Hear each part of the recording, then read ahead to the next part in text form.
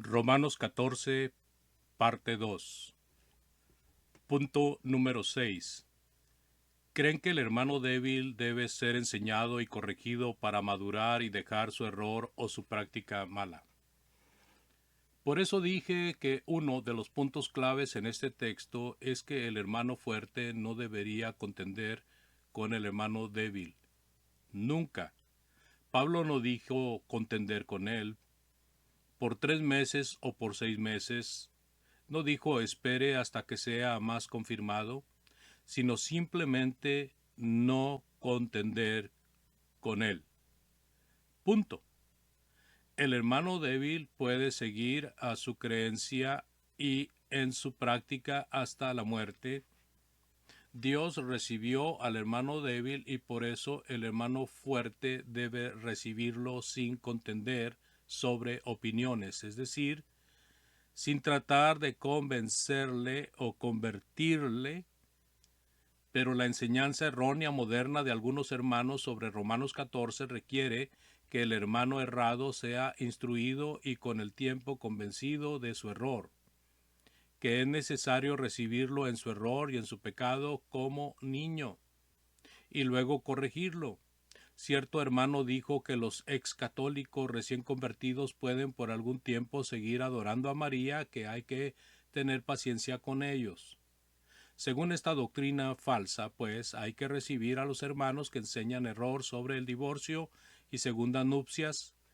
Este es el tema que es el corazón de la controversia y el motivo para la invención de esta nueva doctrina, y al mismo tiempo hay que aceptar a las parejas que están viviendo en adulterio, porque si tenemos comunión con los que enseñan la doctrina falsa, hay que tener comunión también con los que practican esa doctrina. Punto número 7. Hermanos ponen límites a su interpretación. Dicen que es enseñanza solo para los hermanos, pues no quieren tener comunión con los sectarios en su error. Pero, ¿qué dice Romanos 2:11? Dios no hace acepción de personas. Dios no dice que los sectarios no pueden enseñar error, pero que los hermanos sí lo pueden hacer.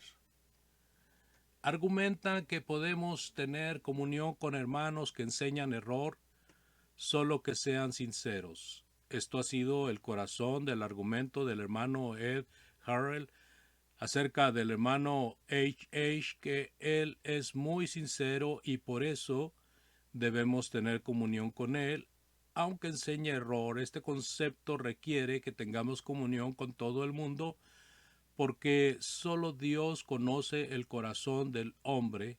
Juan 2:24, 25, Hechos 1:24, Primera a los Corintios 2:11.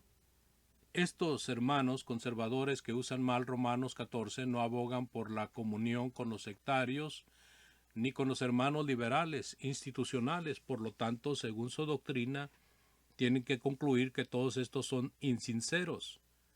¿Puede un hombre ser sincero y al mismo tiempo equivocado? Hechos 23:1. Entonces, si algún hermano sincero está equivocado, ¿a qué se debe?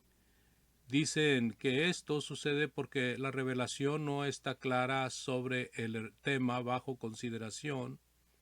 Entonces, si los hermanos sinceros están equivocados, Dios tendrá la culpa.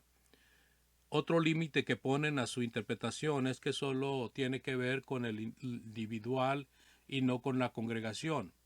Dicen esto para no justificar la comunión con los liberales que enseñan errores que afectan la congregación, como el uso incorrecto de la ofrenda, pero si se acepta esta interpretación errónea de Romanos 14, entonces la congregación tendrá comunión con los que enseñan error sobre el divorcio y segundas nupcias, y para ser consecuentes tendrán que aceptar las prácticas de ese error, es decir, se aceptarán en la membresía a las parejas que viven en adulterio.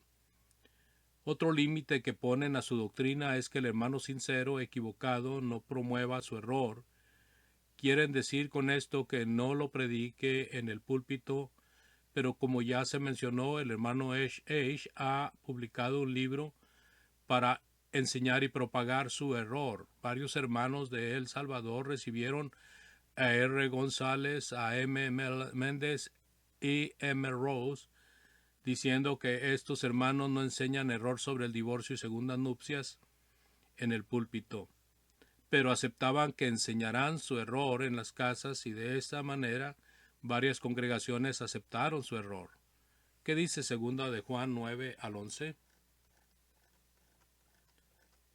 Conclusión.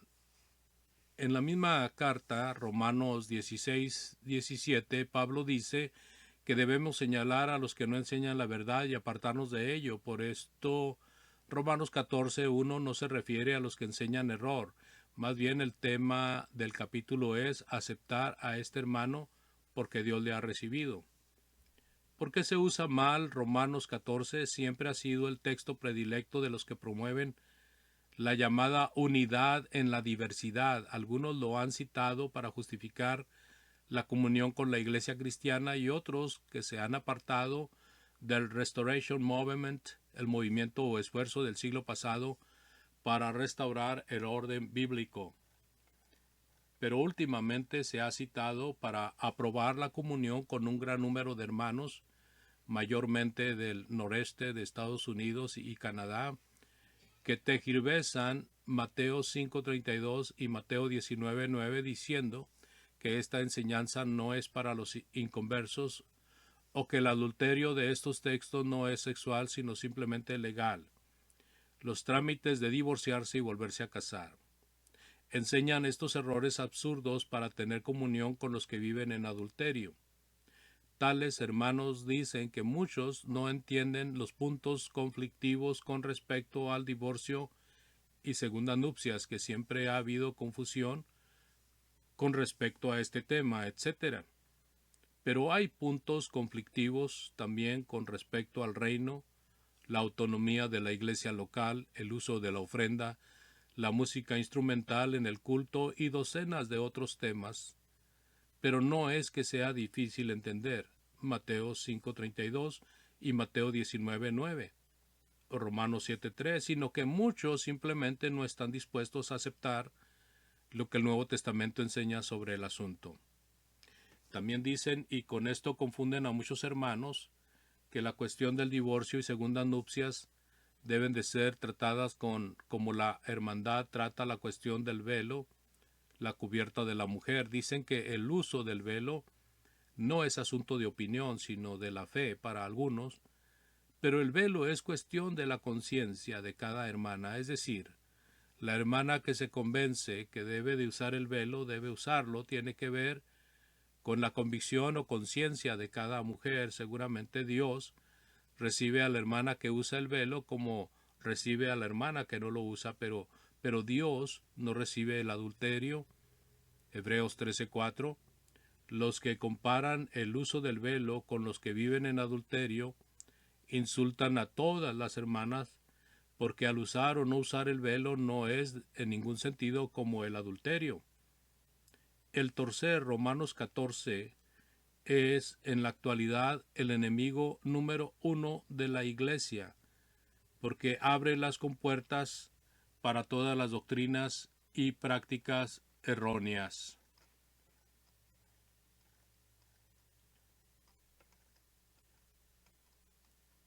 Nuestro siguiente estudio tendrá que ver con el distinguir entre la fe y las opiniones en las enseñanzas genéricas. No se lo pierda.